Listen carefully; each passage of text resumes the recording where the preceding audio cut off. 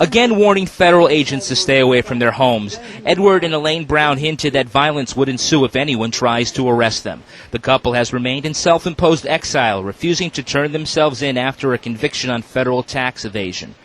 The Browns say income taxes are voluntary. If there is such a law, why don't they just show it?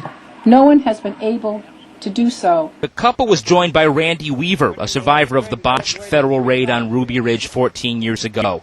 His presence underscores the tension that such a standoff may not end quietly.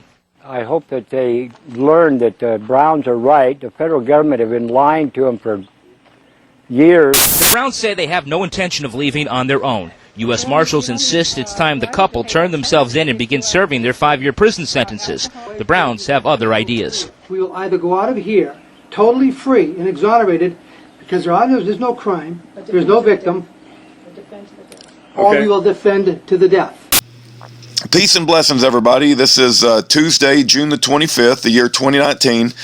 And for those that keep up with Ed and Elaine Brown, Daniel Riley, Jason Gerhard, we have a very special guest on the line with us today, Joseph Haas. And he's got some very specific knowledge regarding the Browns as well as maybe some other things regarding his own case. And thank you for joining us, Joe, and I appreciate any information you can share with us about Ed and Elaine Brown. I think you've known Ed Brown since before he was put in prison. Is that true? I've known Ed Brown for many years, and most of the time was with his Constitution Rangers getting started last century. I mean, back in the 1990s, I think it was. Wow. We'd go over to his house, we meaning, us people of vocals. We formed a group called Victims of a Corrupt American Legal System back in the mid-90s. And I think he was with that, or he was one of our founders. There were 20 of us with 3 state reps. Maybe he wasn't a founder, but he was an associate or something. And I remember going over to his house back then, years ago, and I never became a ranger, but I always backed him up. He'd go to the legislature a lot and mouth off down there. They wouldn't like it, but one rep would say, well, I don't like what he says, but he has the right to say it. And Ed just wouldn't stand with all the crap that's been going on down there, and I'd back him up on that, too, you know? Yep. And when I say crap, I mean he and I have a common denominator of our homesteads have been taken, stolen. Yep. And it's in New Hampshire, it's RSA 480:1 through 9, and also 511:2, like the tools of your trade. And it even gets into some of that old verbiage of, the pew in your church and so many chickens and goats or whatever, and your cook stove and all that stuff. So, the homestead is the common denominator. And so when they sold off, let me back up a minute. First they sold his vehicles down in Mass, and then they sold his coin collection down in Nashua, and then they sold his real estate. When I said sold, I mean, it's not really sold. It's like, I don't want to get down too many tangents here, but like, if you read the Morsel case of 1875, U.S. Supreme Court case, Nathan Clifford, he was a judge from Rumney, New Hampshire. He was born there, and he's buried over in Portland, Maine. He was a U.S. Supreme Court judge. He said, we're supposed to not have any more of these debtors' prisons, that when a creditor comes down on a debtor, they can only get what's called a moiety title, a temporary half title to the property. And what I'm getting at is, well, let me back up. Then his homestead items were sold at an auction down in Nashua. And, they advertised, come in now and bid, as a public auction. They said any member of the public. So I went down there, and I started walking to the back door of the building there at the trucking company, and one of the treasury agents, I didn't know who it was at the time, he said, oh, Mr. Haas. I said, yeah, what do you want? Who are you? Oh, the owner doesn't want you on the property. I said, well, I don't care whether the owner wants me on the property or not. I'm going to the public auction here. They said, no, under threat of trespass, criminal trespass, you'll be arrested if you don't get off the property now. Wow. And I sued the city of Nashua because there was 2 of the 3 police officers were hovering around the entrance there. And I went to the police commission and I said, well, what's this crap? Why, you guys are supposed to serve and protect my rights of free speech and association, First Amendment. So I ended up suing them in small claims court, and they didn't like that, so they appealed to the Superior Court. And then the judge there, cited blah, blah, blah, which was just a bunch of crap. So then I appealed it to the Supreme Court in New Hampshire, where it's sitting now. Gotcha. I sent you the email the other day of the case number. Okay. Let me just make sure I'm clear. So after Ed and Elaine Brown were put in prison and after Daniel and Jason were put in prison, they took all of their belongings, their house, any things that they owned. I think Elaine had some dentistry equipment, and you're saying they put it all on public auction and just sold it to the public at the highest bidder? Is that what happened? Yeah, they violated the statute itself. It's one state rep, he told me, he said what they've done, they violated Article 29 of Part 1st of the New Hampshire Constitution, which is our Bill of Rights, that only the legislature can suspend a statute or law, meaning an article in the Constitution. And what they've done is they don't care about our homestead or the homesteaders. Homestead is the freehold, and the people on the land with their buildings, they don't care. I mean, wow. The state and the feds. And the whole purpose of the homestead is, well, if you supposedly owe money to a creditor, you're out there making, doing your job and making payments to pay off the debt. You don't pluck somebody off the property and throw them in prison. Right. And send you and me the bill for their upkeep. That's asinine, ridiculous. Right. And even if they go in there, they call it a federal correctional institute. And the word correction, I learned this a long time ago, to correct is to learn of our deficiencies. So how do you learn? But by having a teacher teaching a course with so many classes. And I said, Ed, well, your subject matter of incarceration is taxation. A tax is not a debt. Even, 5th edition Black's Law Dictionary, page 1309, on tax is a New Jersey case, the Hollander case. And it says tax in its essential characteristics is not a debt, it's a charge. And in New Hampshire, any charge of over $1,500 you're entitled to a trial by jury on.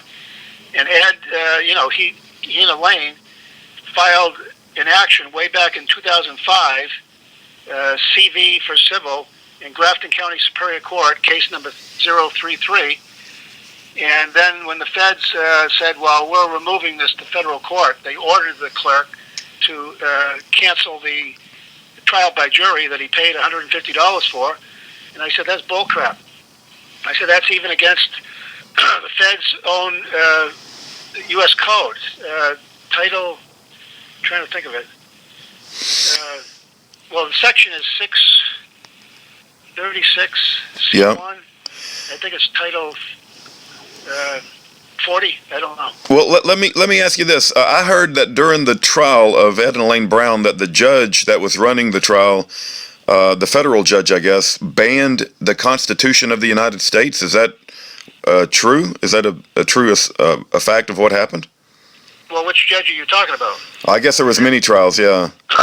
Well, there was Judge McAuliffe, who started the case, and he recused himself by ordering George Z. Singal, the judge from Portland, Maine, to come over here to sit to have the trial. And he's a lazy bastard, and he told them, no, I'm not going to go over there. You're going to come over to me. And I went to the let me back up. I went to the Attorney General office. I talked with Paul Broder there, the chief investigator at the time. I said, what the hell's going on here? The Sixth Amendment says that all trials are supposed to be in the state, in the federal district of where the offense occurred. Why are these people being trucked over to Maine, over the Somersworth-Berwick Bridge? I even called the police in Somersworth, and they didn't care. They said, oh, color of law, bullcrap. And so it's actually the judge was in contempt of the other judge's order. And Dan Riley, he does a lot of the legal work, he found out, he said that preliminary hearings are a part of the trial. They like to call them pretrial hearings, but they're actually part of the trial. So for them to have it over there, I went down to Concord one day. I said, well, where's the hearing? Oh, it's over in Portland, Maine. I said, come on, you're violating the law, Constitution. And Right. then I went over to Maine once, and I gave the clerk over there of the court a bill. I said, it cost me extra gas. That's My good. time's worth money. And the judge, Singal, he wrote an order. He said, don't accept any more papers from that Mr. Haas. He's to be banned from filing any papers in the case. He's not a party to the case. Wow. And so then I got real upset. I said, well, who's paying these attorneys? It was Jeffrey R. Howard, who used to be our New Hampshire Attorney General. He's now with the First Circuit in Boston, and he's on the 4th floor of the Rudman block down in Concord. He doesn't actually sit in Boston, and he's cutting these checks to these attorneys to go over there. I said, well, that guy's spending money wrongfully. Maybe I ought to go under the False Claims Act that sue him in his own court. But then you got to pay a $400 filing fee, and I got so mad, angry. I said, well, somebody ought to put a citizen's arrest against that guy. And then the next thing I knew, the marshals were up here in my driveway, and then the county, sheriff deputy was behind him to make sure that things were going right. That there'd be no incident. There was no incident, but it was like middle of the winter. They said, "Oh, can we come in your house and talk?" And I said, "No, you're not. You're not invited in my house. You bunch of liars and thieves. Why would I invite you in my house?" So then I went in their car and we talked in their car. And I think it was also too. I said, I wrote to Ed. I said, "Let's roll." And then the old phrase from the 9/11. Yep. Let's roll. Yep. Let's roll. And what the Ed was in the Max out there in Illinois. Yep. Marion. And they only gave the marshals half of my email. They said, let's roll. Oh, go after that guy. He's going to do something bad. And then what I did, I went in my home computer and I printed out the rest of the email. I said, well, these guys at Marion, they're giving you erroneous information. They're only giving you half the information. That's a lie by omission. And here's the rest of the email. Now get lost. And so then they read it and they said, oh, thanks. Then they left. But that's the type of people we're dealing with, all these federal pieces of shit. Yeah. Well, I have lost all confidence and faith in the federal criminal justice system, the FBI, the Department of Justice. I mean, they all seemed to be as wicked, just evil, wicked, filthy hearts that will sell out their fellow man to, make $1. And I believe the Bureau of Prisons and the prison industrial complex is just about making money. But let me ask you this. There's several questions I have for you, Mr. Haas. One of them, you mentioned you lost your own house. Also, the movie Freedom to Fascism by Aaron Russo. Do you have an opinion about that? I mean, that was one of the movies that kind of woke me up about the IRS and the legality of our tax law. But do you have an opinion about that movie? And can you tell us, did you say you lost your own house as well? I've never seen the movie, but I remember Bill, what's his name? Is it Bill Wagner? Was it Mr. Bill Wagner? No, Bill, Miller. Bill Miller. Okay.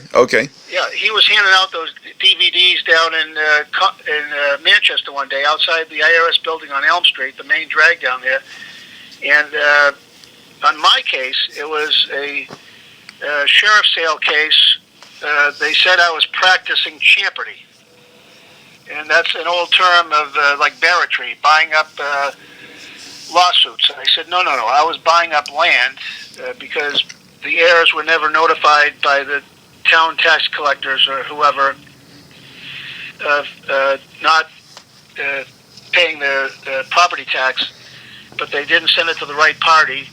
And then I'd find the people, and then I'd, buy up their property for $1 plus other valuable consideration, meaning like if I found 4 heirs, I said, make me like the 5th heir, give me a 20% finder's fee. The petition to acquire title against you will be fought and won. And then they said, no, you can't do that. And then I don't want to go too far down a tangent here, but there's a Bill Devine down in Boston, Mass. He spent $250,000 in legal fees. He won the right to do that on Nantucket, to buy oceanfront property. And I said, well, I'm just dealing in woodlots up here in New Hampshire and mineral rights and stuff over by Ruggles Mine. And then finally, the head of the House Judiciary Committee in New Hampshire at the time, Robert Rowe, an attorney, a probate court judge down in Amherst, he said, "Boy, you get screwed." He said they took that off the books back in spring of '92, and it was in the fall of '92 that they came after me. They said, "Well, we're going to throw you in prison and teach you not prison, the county farm, and teach you a lesson. We're going to you're in contempt of court. The judge told you not to buy these deeds, properties with these deeds, with contingent." And I said, "Bullshit. That's my freedom." Free commercial speech was what the Beinecke case, volume 400, Mass Reports, footnote 7, I forget what page, but I was claiming equal rights. And I took it all the way to the U.S. Supreme Court. Of course they denied it. But you're right, all these district courts and circuit courts are made up of attorneys, judges, who don't give a shit. Yeah. Well, it's not only that they have a lack of caring, it's almost that they're absolutely wicked, and they enjoy putting innocent people in prison, and they enjoy destroying people's lives. They're such as what I call, what is it, the word? Satanist? Satanist? Fakeness? Satanist. They worship Lucifer. They worship Lucifer. Yeah. No, I was thinking of another term. It's like they thrive on this evil. Yeah. Vipers. Yeah, a brood of vipers. I call them a brood of vipers, thieves. But did you say you lost your own house? I mean, they've taken away your home as well, like they did at Elaine Brown? Yeah. Well, I claimed my homestead. Like I said, that's the common denominator. And when you claim a homestead, it's supposed to go up to the Superior Court. They turned it in. The bidder bid $7,500 for my property at the time, assessed for like $180,600, I think it was, and a nickel on the dollar.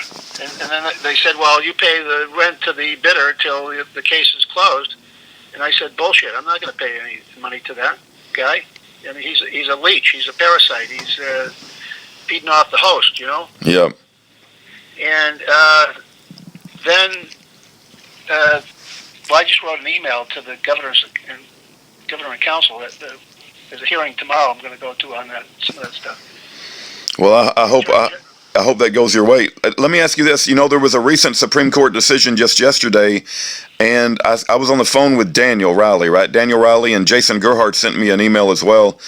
And they seem to think, at least Daniel and Jason seem to think, that they will be set free in the next 90 days. I hope that's the case. I'm not knowledgeable about these legal affairs, so I simply can't say that for sure. But Daniel certainly seems to think he will be out of prison in the next 90 days. And then I got a message from Ed Brown, and I would like to read it to you. You may have seen it already. But here's what Ed Brown had to say about the Supreme Court decision yesterday. He said, "Dear Aaron and Rudy, now let's see what they do to screw it up. I have lost all faith and confidence in the United States Corporation," and all that was capitalized. "I have already returned to the United States Constitution, Common Law Republic. The CEG exists only for themselves. There are many plans to choose from. I'll need great counsel regarding all this. I pray Jesus will advise." Do you believe that Daniel and Jason, based on your knowledge of this Supreme Court decision, and even Ed and Elaine Brown, could be favorably impacted and possibly be released from prison because of this? Well, Danny does a lot of that research, and he's correct. I mean, okay. As far as I know, it happened yesterday, the Davis case? Yes, the Davis Supreme Court decision, and Daniel called my wife and I on the phone, and he said, without any doubt, he's going to be out of prison in 90 days. And I'm like, he just acted like it was a done deal, and I'm like, wow, I'm... Well, you know what it was? I think it's on the conspiracy charge, that how can you say that somebody is conspiring something if they never follow through with it. I think there was conflicting decisions in each of the various circuit courts. That's why it had to go to the Supreme. And what was the decision? Like 4-5 or something? It was 5-4, yeah. And Gorsuch was the deciding vote. And my understanding, and my limited understanding, because when I start talking about legal stuff, I'm very amateur. But Daniel told me that it had to do with the vagueness of the law and the term crime of violence, and that they have to more specifically define that term, crime of violence. And so I pray that it's really good news for Daniel and Jason, because it'd be great to see them two on the outside. And if Daniel gets out of prison because he has such a great, deep legal knowledge, I'm sure he can help Ed and Elaine Brown as well. Yeah, because he said that he doesn't automatically get out once the Davis case is won, that he has to use that as a tool to file the motion to go forward. Right. Right, and that's exactly what I've heard. It doesn't just automatically set people free. They have to file a legal motion and claim the Davis case. Yes, that's right.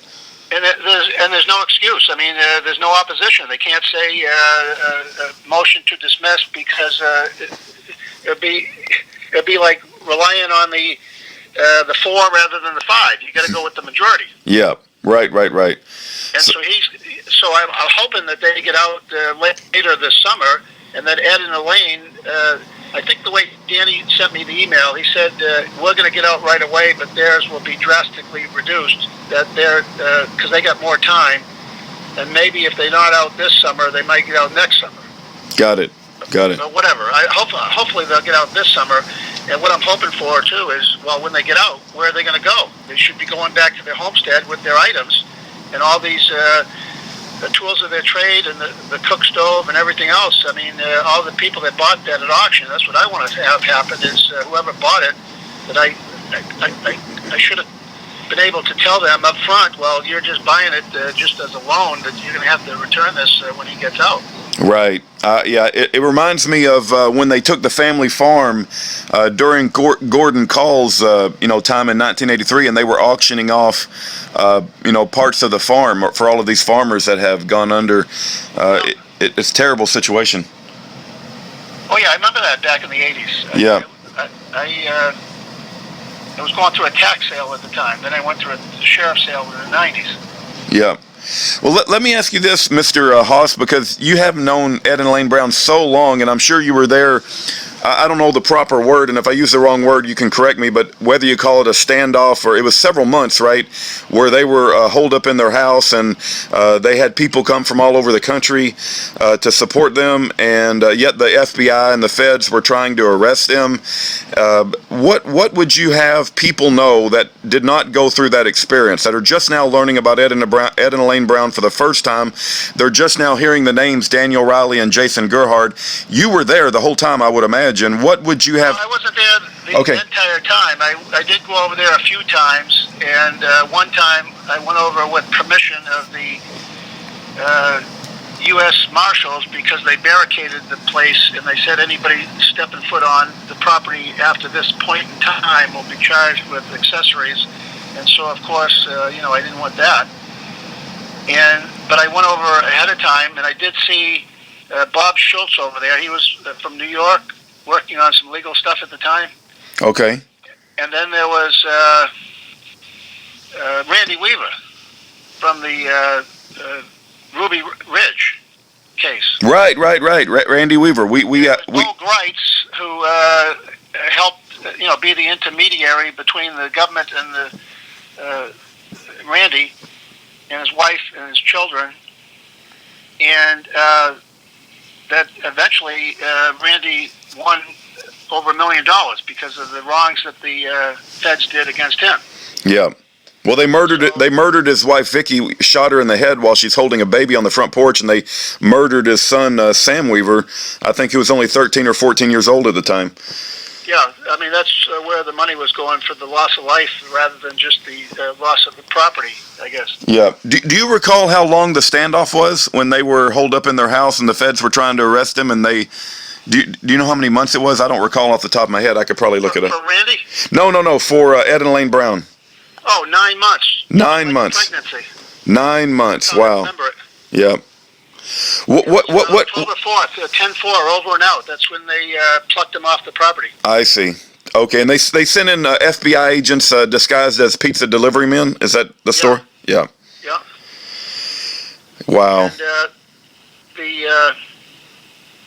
I was over there, and then also Bernie Bastian was over there, and he was the one who actually talked at the Board of Selectmen meeting in Plainfield that night, because they arrested me because I said to some woman in the city council over in Lebanon for Elaine Brown's dental office building on Glen Road. I said, well, come on, before the feds even raided the place, I said they got to file the proper paperwork with the Secretary of State's office that RSA 123:1 and 2, that until that's been filed, they have no authority to act against any of our inhabitants. And Larry Beecraft, the attorney down in Huntsville, Alabama, he has a website on all this stuff because it goes back to Article 1, Section 8, Clause 17 of the U.S. Constitution that says that the feds can come into each state, but only on permission of how is to be determined by the state. And as an example, in New Hampshire, they got to file their paperwork with the Secretary of State. In Florida, it's with the governor's office. In Pennsylvania, it's with some other department. And I got all these documents, and I had them gold sealed, paid an extra $10, and I gave that evidence. It's called exculpatory evidence. I gave it to William Morse, who was the prosecutor against Ed in New Hampshire here. I gave it to his secretary with two witnesses, one from the Concord Monitor, Margot Sanger-Katz, and Henry McElroy, the representative from Nashua. And I said, well, here's the evidence, because by the court rule, the evidence has to be given either to the judge or to the defendant, to use. And it was neither. It was just taken, and they probably spit on it and stomped their foot on it and said, well, we'll take care of this crap. And that's what it really irritated me. I sued William Morse. He was barred out of the D.C. Bar Association of Attorneys. I complained down there, and they said, well, you're not the client, so you can't complain, Yeah. Wow. It's all these little tricks of the trade that they just don't want any check and balance. Yeah, we call it a craft. It's almost like they use witchcraft with words, to accomplish whatever they want to accomplish. Yeah, they got to go. Well, in New Hampshire, it's RSA 21:2. You got to go by the common English dictionary definition of the word, unless it's a technical word. And I've run into that at some other things, but I don't want to talk about that. But that's they're a bunch of liars when they say this and do that. Yeah, no, they are liars. There's no doubt about it. They get promoted the better the liars they are. Let me ask you about Ron Paul, because I've heard a news report initially on where Ron Paul referred to Ed and Elaine Brown as heroes, and then later on I was completely disappointed in Ron Paul and the fact that he did not stand up and support Ed and Elaine Brown when they were targeted. Do you have an opinion about Ron Paul and how he acted during the Ed and Elaine Brown situation? He was a former senator or representative? I think he was a former Texas congressman. Congressman, okay.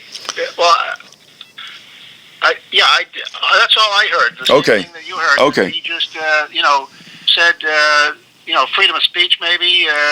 Let it run its course, and then, but unfortunately, the end doesn't justify the means. I mean, they came out with a jury verdict of guilty, but if it's not done correctly, like it wasn't in the court of the jurisdiction where the offense happened over in New Hampshire, and some of that stuff was done over in Maine, that it's like a pinball machine. You have a fault and the game's over.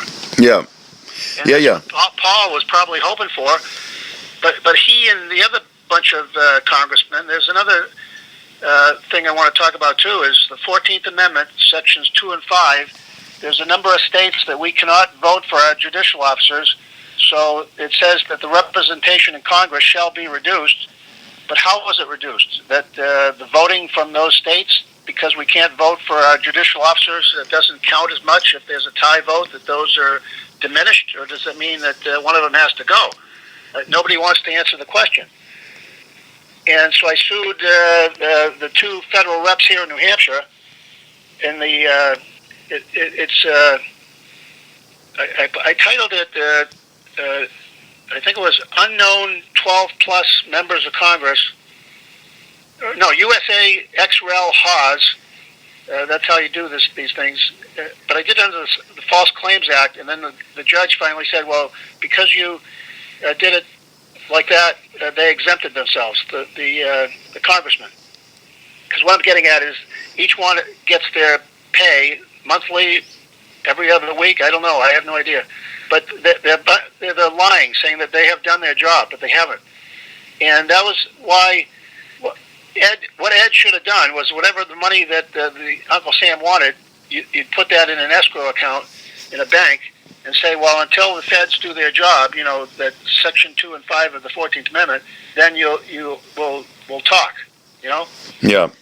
And that's what I'm doing now with the BFA, Business Finance Authority. I went to their May 20th meeting. I just talked to one of the guys there. They said, well, why don't you have me in the May 20th meeting of the Business Finance Authority? And he said, that's a good question. It's a cover-up. I said, well, you know, that's one of the issues, that when you tax protest, you got to hit them in the pocketbook, you know? Yeah. And Ron Paul, you were talking about him, yeah, because he's one of the ones that didn't do his job either. Well, yeah, I was not impressed. I was not impressed when he didn't support Ed and Elaine Brown like I expected him to. Let me ask you this, because we've gone about 30 minutes. If people have additional questions for you, Mr. Haas, is it okay if I put your email address on the screen, or do you prefer not? Sure. Okay. Yeah, go ahead. I'll put it on the screen. josephshaas@hotmail.com. Yeah, josephshaas@hotmail.com, and I'll put it on the screen so people will know how to spell it. Sure. Okay. And also too, if you want to put in that cover letter with the case number that I have at the Supreme Court, I haven't gone into briefing time yet, but that's a real simple case to win. And I cite the Wobblies out in Chicago, the union workers, right to free speech and association. So that's what I hope to win on Ed's personal auction against him that the feds had. Oh, good. I'll put that in the description of the video, and thank you for your support of Ed Brown. I mean, I'm glad Ed Brown has a friend like you. I mean, it's been over 10 years, right, or maybe 12. He's been in prison since 2007, right? So, yep. Yeah, it's been nearly 12 years. Wow, it's just insanity that this good couple, I consider them American heroes, have spent the last 12 years in prison. At least we're getting good news for Daniel and Jason, but I hope Ed and Elaine can get out too. Daniel did seem to think it would affect their case, so... is there anything else? Wait and see. Yeah, well, we'll have to wait and see. Is there anything else you would have anybody listening? Because I got to tell you, from my neck of the woods in Texas, a lot of people have never heard of Ed and Elaine Brown. They're just learning about them for the first time. Is there anything that you would like remind us about the whole situation that we all need to keep in mind? Well, I mean, the common denominator on thieves is I remember reading Blackstone's commentaries on the English law years ago. He cited the Bible. He said in Proverbs 6:30 and 31, when you catch a thief, you charge him sevenfold.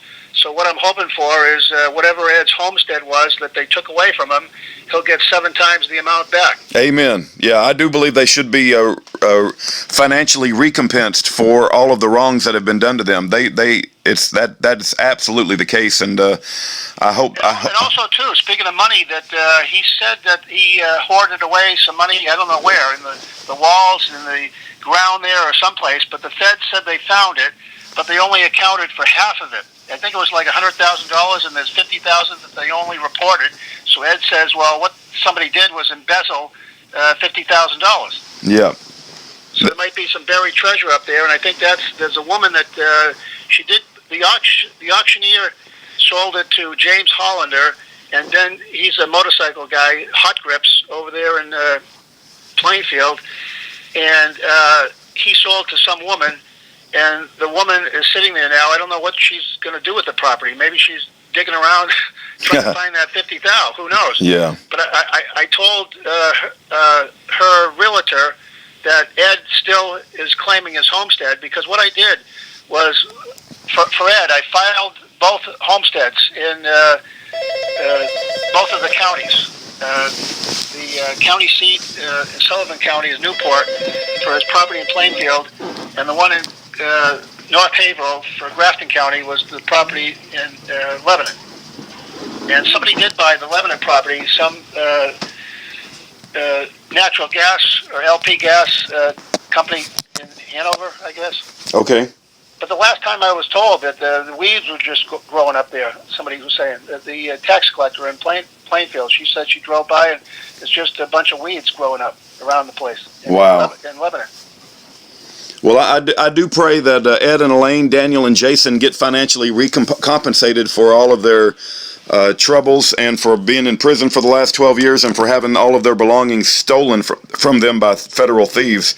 But and then also, too, somebody said they wanted to write a book on it and did contact some woman that wrote for the union leader. But Dan said, no, he's not going to talk with her, that when he gets out, he's going to write his own book. Okay. Go on the book tour and maybe make money and who knows, take it to the next step and get some more protesters and maybe go to the president and say, well, you ought to commute his sentence. Things weren't done right to get to the end result. Right. Right. I'm totally in agreement with that. That definitely Ed and Elaine Brown should be free. And I pray that when Daniel and Jason get out, they can help raise awareness about the situation as well. So. Yeah.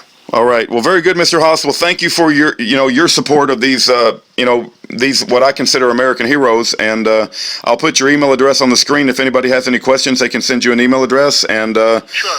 Thank you very much for your time this morning. And I'll get this video out to YouTube. And there are a few people who still care. I know a lot of America. It's almost like we live in Sodom and Gomorrah, but there's a few of us that still care about what's right and what's wrong. Yep. Thank you. Okay. God bless you, sir. You too. Bye-bye. Goodbye.